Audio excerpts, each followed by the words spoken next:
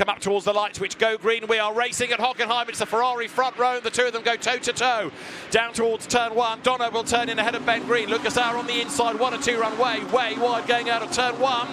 Better that than contact, you could argue, and then they come up the short run towards turn 2, which in turn, having gone right, flicks you left through that little S-bend, and as they scrabble their way round the corner, look down from the drone, which is about to chase after them. Eliseo Dono still leads. Ben Green is there in second place, and Lucas Auer is third.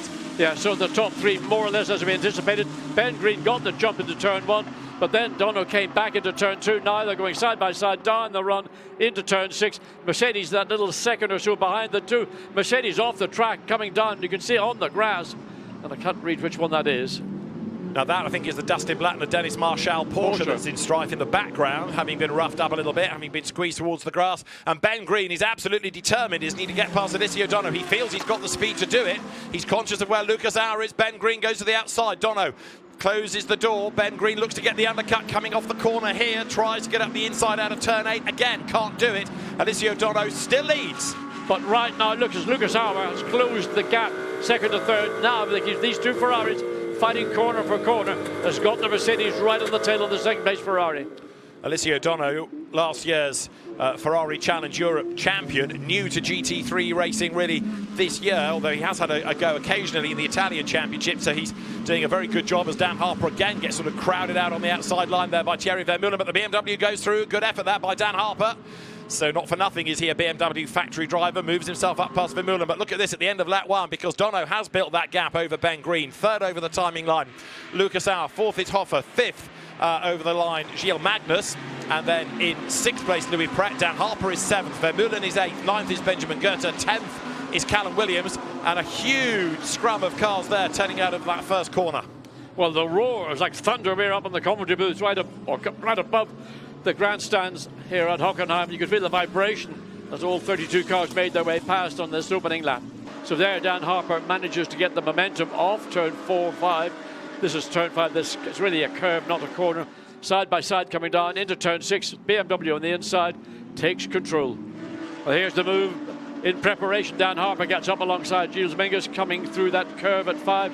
Again, puts himself into the pole position, if you want, down into turn 6. So he just holds Magnus out. He doesn't let Magnus get the chance to try and make the undercut, which he was seeking to do. But again, great racecraft skill from Dan Harper. Gains a position now, looking forward to the Lamborghini in 4th position.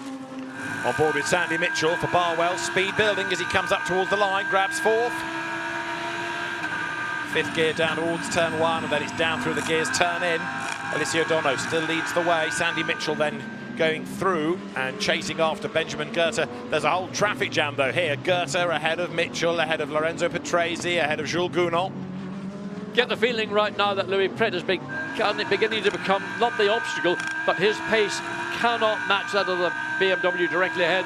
But you've got Vermeulen, Wertz, Goethe, Mitchell, Patrese, Gounod, Jules Gounod, 14th position. Hard to believe. It is, isn't it? Those Boots and VDS Mercedes have struggled this year, and the big challenge there, look, Charles Weerts on the outside, trying to get himself up past Vermeulen, and he's done it, coming out of the Spitzkehrer.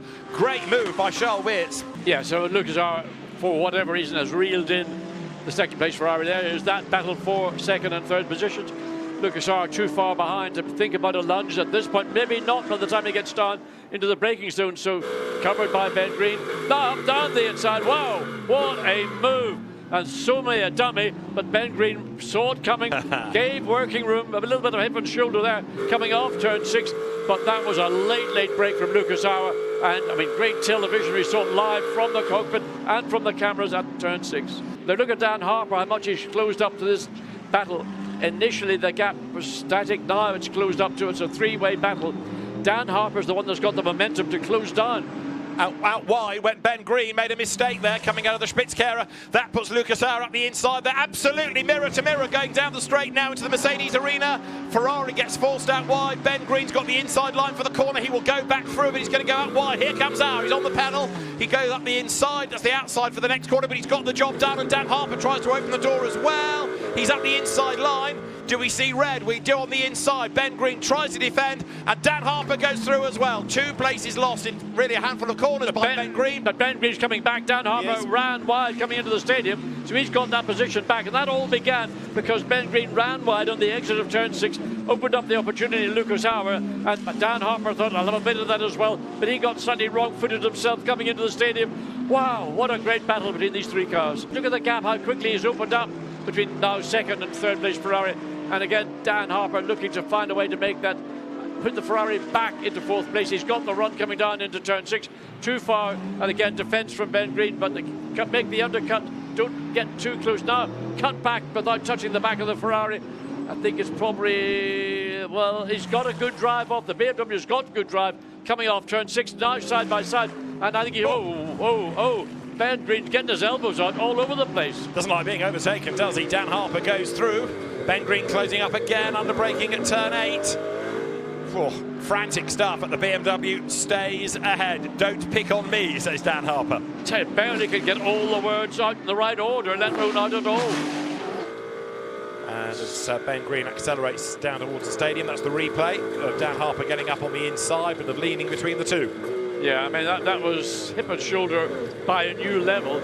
So Dan Harper had to stand on the brakes. He didn't really get the line into the corner. He wanted pit lane, of course, is now open. But we expect to see the lead cars, Dono, Hauer, Harper, Callan Williams. We've seen Ben Green has come in. Yeah. There is the Ferrari that for many laps was in 2nd place. Weerts has handed over to Dries van Voor, who's immediately all over the back of the Ferrari. Yeah, Ben Green has given away to Conten Lapalainen and should be able to make his way through. Lapalainen not as experienced a GT star as Dries van Voor. He's trying to brave it out under braking for the Spitzkehrer. Wait for van Voor to get the switch back. There it is, inside line, puts his foot to the boards, and there's enough real estate for him to get the BMW nicely alongside, and job easily done. Yeah, I mean, it's an overrun into turn 6. Allowed that undercut to come. Dries van Voor, so experienced, so knowledgeable, and a great race driver as well. Lucas Hauer is into the pit lane then, so Hauer in at the end of lap 17. The Mercedes is on its way, but the BMW is going to come out of turn 1 very, very close and up to full pace, but Mauro Engel stays ahead of Dries van Voor. But look at that, Van Voor up behind Engel. That was the car that was second when it pitted. And now Van Voor's car from 19th on the grid is pretty much tucked up behind. That shows you how much pace number 32 BMW has made. As Alessio Dono gives way to Tom Fleming, who is waved away. Pressure is on now to keep that car in the lead of the race. Dan Harper is going to come in imminently for Century. We've also got coming down the pit lane Cesar Gauzot, and through into the lead goes Engel. Up into 2nd place now goes Van Voor, and I reckon 4th for Tom Fleming, because Conten Lapalainen's Ferrari is going to go through as well. So where did all the time go in that pit stop for what had been the leading car? The pit time was 51 seconds, others doing it in the mid-40s. Oh, side by side contact. It's one of the Audis, isn't it? Is that Patrese or Ferrari's car? The lead gap, by the way, there was 9/10 of a second at the start of the lap, and Van Voor up the inside, coming to the Spitzkehrer. A little bit of a rub between the 2 of them, and that's going to be a drag race down towards the Mercedes arena. And Engel tries to move across and crowd. Van Voor keeps on coming. They're going to be absolutely together. The BMW up the inside forces Engel off the road, and Mauro has to give way. Van Voor, race leader on lap 28, but that might be worth giving back. He runs wide anyway. Engel comes up alongside him and retakes the place. Change for silver lead, but Callan Williams' car, Sam de Haan at the wheel of it, fights back. Fleming in the Ferrari, de Haan in the BMW, goes to the outside line. That for the Spitzkehrer, he's got the inside there at the Parabolica, but that puts him on the wrong line into the hairpin. What he needs, if he can't go around the outside, is to duck up the inside coming off the corner, Sam de Haan, and that's exactly what he tries to do. Here we go. Rubs the Ferrari. Fleming does an Engel, if you like, and moves across on the WRT BMW. Tom Fleming keeps the Silver Cup lead, or does he?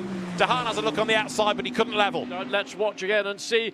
That was round the outside of turn 2 and managed to make it stick through 3, but then this is Sam de Haan got himself back into position. Not quite staying on the back of Alto's Ferrari, is he, on this lap? As now Angela thinks about a dive to the inside, And does Everard go a bit deep into the Spitzkehrer? Let's see as they come out the other side. Yes, he has! And that is exactly what Enschler was trying to tee him up for. Force a mistake. Here comes Luca Enschler up the inside line. The Lamborghini goes through into the lead of the Gold Cup.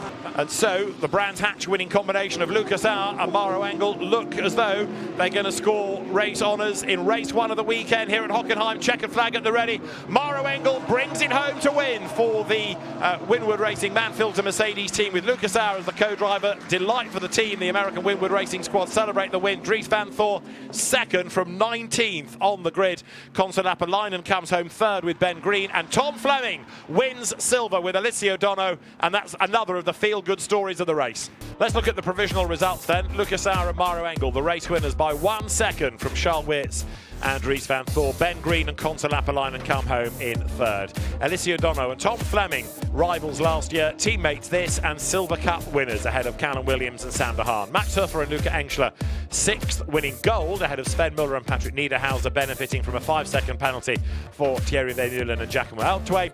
9th, Benjamin Goethe and Tom Gamble. Penalised 10th, Gilles Magnus and Paul Everard, 2nd in gold ahead of Lorenzo Petresi and Lorenzo Ferrari.